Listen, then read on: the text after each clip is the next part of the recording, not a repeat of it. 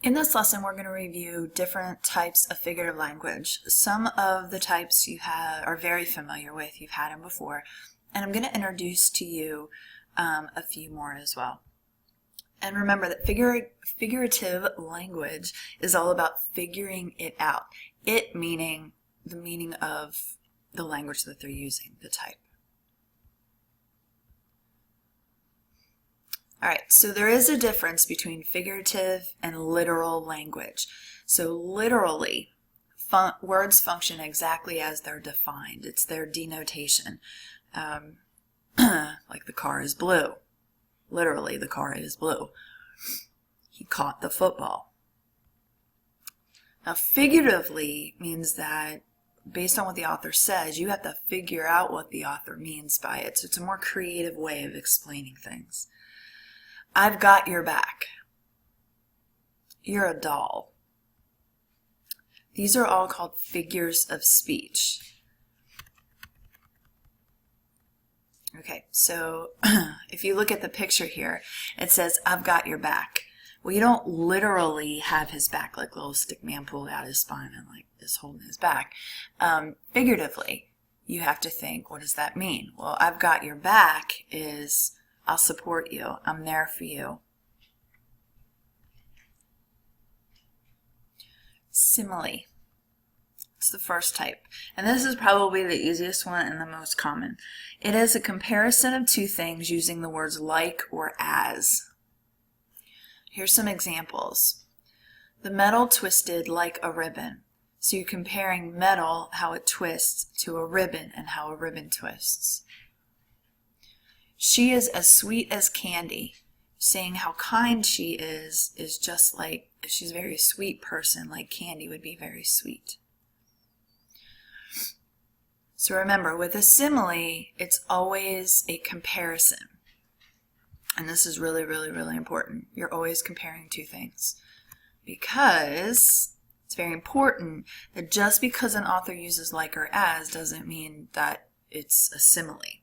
For example, first, a comparison must be made. That's, like I said in the previous slide, is the most important thing, is a comparison has to be made. So these are not similes. I like pizza. Hey, like is actually the verb in this sentence. It's the action. It's not comparing pizza to anything. It's just saying literally, I like pizza.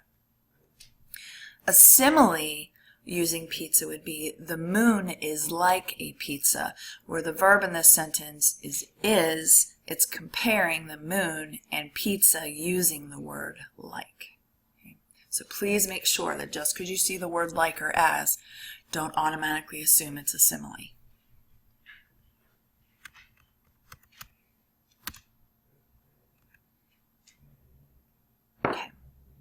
The next type of figurative language that you already know about is a metaphor. Now, this is another way of making a comparison.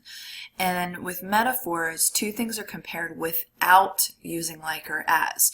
But you would use is, are, was, or were. But remember, most importantly, your two things are being compared. There has to be a comparison made. So here's some examples. All the world is a stage. So it's comparing the world and a stage, and it's saying that it is. One thing is another. Men are dogs. Sorry, boys, this is a common metaphor that's used. It's comparing men to dogs. Her heart is stone. Okay, it's saying that her heart is as hard as stone or as cold as stone. Literally a stone with a heart. Personification. I want to say that this is probably the easiest one for everybody. If you think of any Disney movie animated Disney movie as personification. It's when you give human traits to object or ideas. Now this is really important. Not only does it give human traits to something physical, but also a belief or an idea can have a human attribute or a human trait. So here's some examples. The sunlight danced. The thing or the object is sunlight, and it's saying that it danced. Well, humans dance, but sunlight can't, so it's personifying sunlight. Water on the lake shivers. So it's saying that the water that's on the lake is shivering, giving it that human trait. The streets are calling me. They're not literally calling you, but it's saying that it's drawing the streets. You're being drawn to the streets. But please remember, with personification, it's not just a thing or an object. It also can be an idea that is given human traits. Like this dude right here. Hyperbole, which is probably one of the most fantastic, absolutely wonderful types of figurative language. You'll see why. It's exaggerating to show a strong feeling or effect. It's overly emphasizing something. Here are some examples. I will love you forever. Now this caused a little bit of a conversation last year. Yes, you can love something forever and forever and forever. But literally, like, that's infinity. So, my house is 1,000,000 miles away. Okay, and this is something, yes, your house could be 1,000,000 miles away. However, when we talk about this, it's just the author saying that their house is so really far away. But instead of saying my house is really far away, he's using hyperbole and saying my house is 1,000,000 miles away, exaggerating it for effect. She'd kill me. Yeah, she won't literally kill you, but she's so angry at you that you're saying that she'd kill you. She's, that over exaggeration.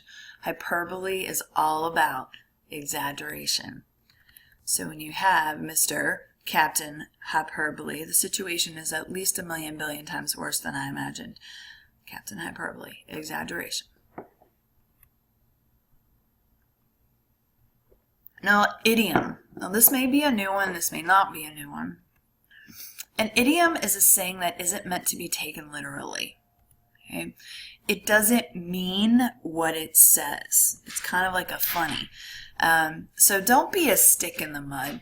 Well, what do we mean by that? Well, don't be boring.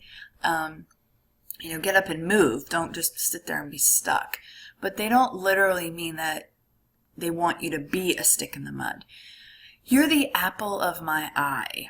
Okay, you don't literally have an apple in your eye. It's just saying that, you mean a lot to them. You're their focus. I have an ace up my sleeve. Like, you don't literally have an ace card up your sleeve. It just means that you have a trick. Okay? Fancy way of saying things. But these are sayings that you cannot take literally. Because if you did, then you would literally be a stick in mud. And that's not what we mean by this one.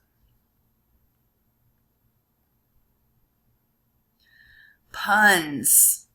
This is what we like in the academy. Puns are fun. Yes, that rhymes, but they're probably one of my favorite ones. Puns are a form of word play in which words have a double meaning. Okay. So, I wondered why the baseball was getting bigger and then it hit me.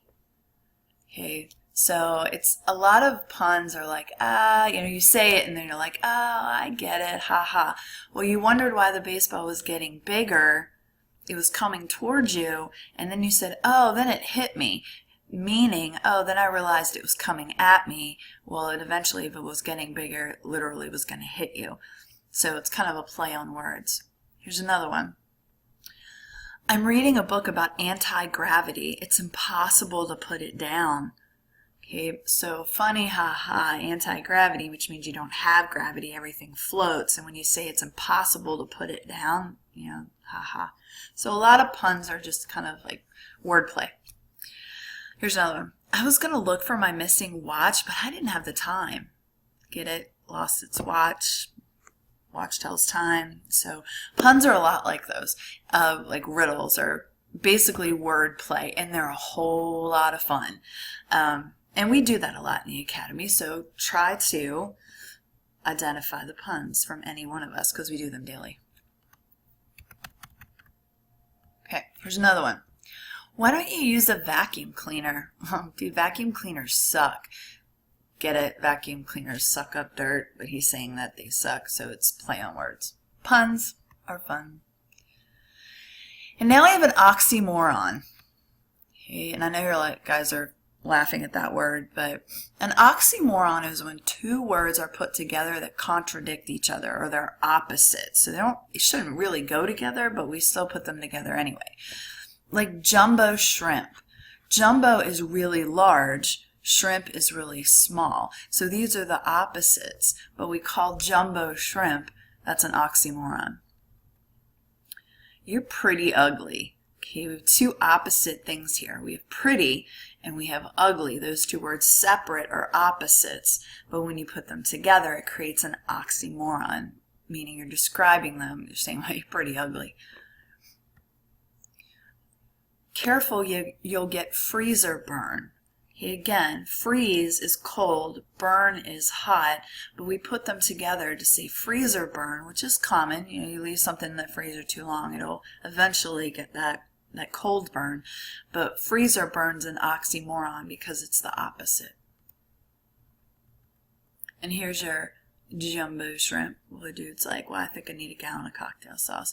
Jumbo shrimp finally has real meaning. So remember, oxymoron are two words that are opposites that are put together to describe something. Okay. So go ahead and complete your notes and bring them up to one of us to check, and then we're going to go ahead and work on figurative language in context.